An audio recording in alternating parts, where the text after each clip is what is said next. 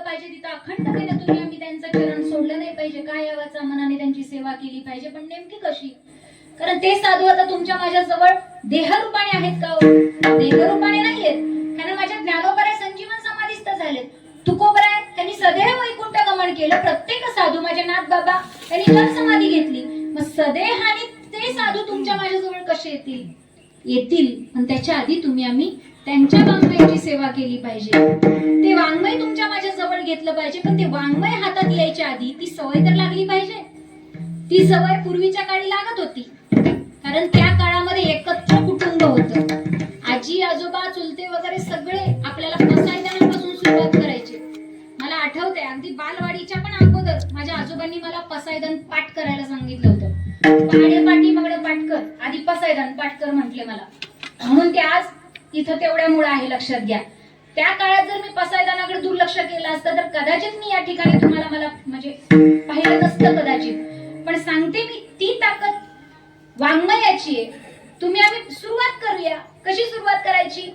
ज्यांचे अनंत उपकार तुमच्या माझ्यावर आहेत, मी वर्णन केलं ज्या भगवंत परमात्म्याचे तुमच्या माझ्यावर अनंत उपकार आहेत, त्या देवानं ऐका, देव तुम्हाला आम्हाला जन्मालाही घालतो आणि मरणही देतो. हे जन्म मरण वेगळं, पण रात्री झोपल्यानंतर सकाळी उठल्यानंतर सुद्धा एक नवा जन्म असतो.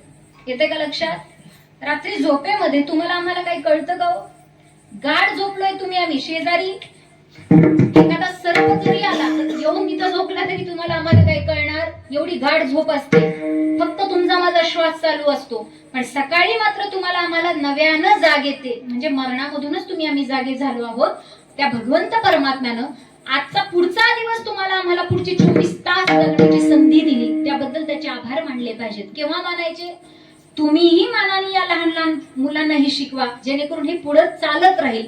मी नेहमी वर्णन करत असते, हे नेहमी सांगत असते. काय म्हणायचंय? उठल्या उठल्या त्या भगवंत पांडुरंग परमात्म्याचे आभार मानायचे. देवा, आज तुम्हाला नवीन दिवस दाखवलास. कराग्रे वसती लक्ष्मी, करमध्ये सरस्वती, करमुले तू गोविंद, प्रभाते कर दर्शन. काय करावं लागतंय? किती वेळ लागतो याला? अर्धा सेकंद पण अजिबात नाही, अर्धा मिनिट पण लागत नाही. उठल्यानंतर फक्त हात जोडायचे, कराग्रे, करमध्ये आणि करमुले, एवढंच म्हणायचंय. एकदा म्हणा किंवा दोनदा म्हणा, झालं. त्याच्यानंतर काय करायचंय? उठल्यानंतर तुम्ही आम्ही आता पाऊल तर जमिनीवर टाकणार आहे, पण तो पाऊल जमिनीवर टाकायच्या आधी ऐका, जिच्यावर तुम्ही आम्ही विचरण करणार आहे ती धरणी माता, तिला आपण आई म्हणतो. आईविषयी तुमचा माझा भाव किती असतो, किती सुंदर असतो. ती धरणी माता, ती सुद्धा आई आहे. त्या धरणी मातेला तुम्ही आम्ही पाऊल टाकणार आहे म्हणजे तिला लात मारणार आहे. एखाद्याला जर लात लागली तर तुमचा माझा अंतःकरणातला भाव काय तयार होतो बरं? काय करतो आपण? लगेच पाया पडतो ज्याला लात लागली त्याच्या. तिथं क्षमा मागतो.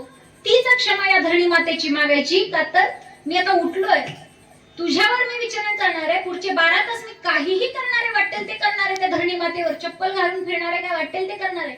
त्यामुळे हे माते, तिथं हात लावायचा, स्पर्श करायचा, अंथरुणावरनं पाऊल खाली ठेवायच्या आधी जमिनीला हात लावावा आणि म्हणावं, समुद्र वसने देवी पर्वतस्तन मंडले विष्णुपत्नी नमस्तुभ्यं पादस्पर्श क्षमस्व मे. म्हटलं पाहिजे आणि मुलांकडूनही म्हटलं म्हणून घेतलं पाहिजे. त्याच्या पुढे काय करावं? स्नानाला तुम्ही आम्ही जाणार आहे. स्नान माहितीये ना? करताना सगळे नक्की का? का आंघोळ करता? बोला बोला, आता बोला. आंघोळ करता की स्नान करता? आंघोळच करता तुम्ही. पण खरं सांगू, आंघोळ ही शेवटची असते. येते का लक्षात? शेवटी ती आपली आपल्याला करता येत नाही. हा, ती घालावी लागते. आणि त्यावेळेचा साबण पण वेगळा असतो. आणि ती कशी घालावी लागते माहितीये?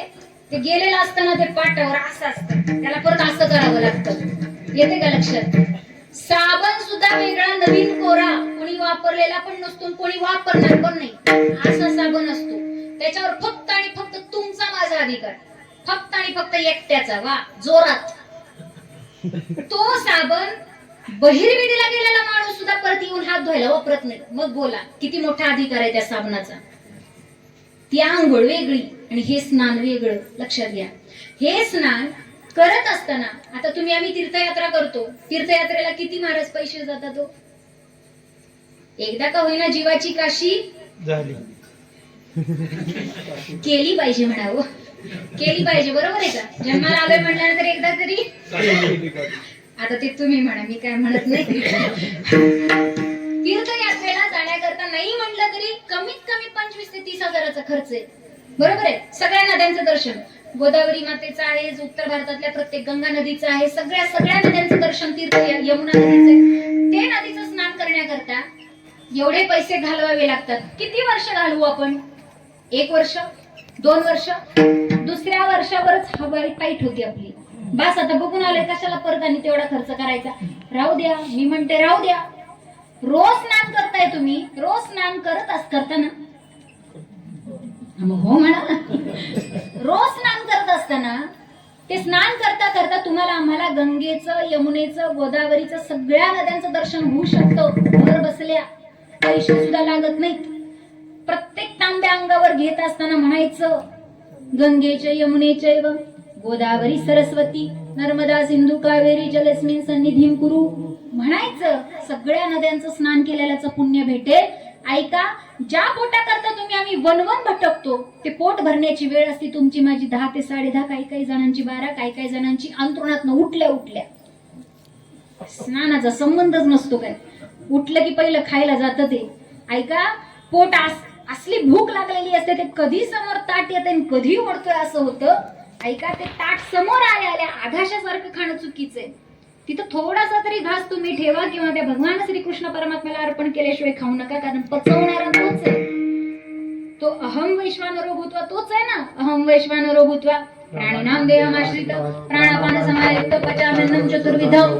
याची जाणीव प्रत्येकाला असली पाहिजे. त्यामुळे पाणी फिरवल्याशिवाय, त्या देवाला दिल्याशिवाय एकही घास भक्षण करायचा नाहीतर चला पोचलंय का, हा ना, अजिबात नाही. त्या ठिकाणी ज्या भगवंत परमात्म्याने तुम्हाला आम्हाला ते 4 घास दिलेत ना, त्याची कृपा आहे. म्हणून तरी त्याला एखादा तरी निदान वास द्या. तो काय खात नाही, फक्त वास त्याला द्यायचंय, बाकी काहीच नाही. त्या वासावर त्याचं द्रौपदीचं राजेचं पाठ, त्यानं त्याच्यात समाधान मांडलं. तुमचं माझं ते फक्त आणि अन्नाचा वास त्यांनी घेतला तरी काय हरकत आहे? बस तेवढंच करा. हे सगळं तुम्ही आम्ही आता लहानपणापासून जर मुलांना शिकवलं तर कुठं तरी नंतर पुढे जाऊन त्या मुलांना त्या गोष्टीची सवय लागेल.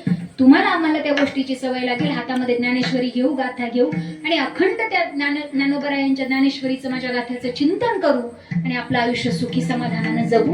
आपण देवाला आपण भेटू. मग तो देव नेमका कुठे आहे? अभंगाचं 3य चरण.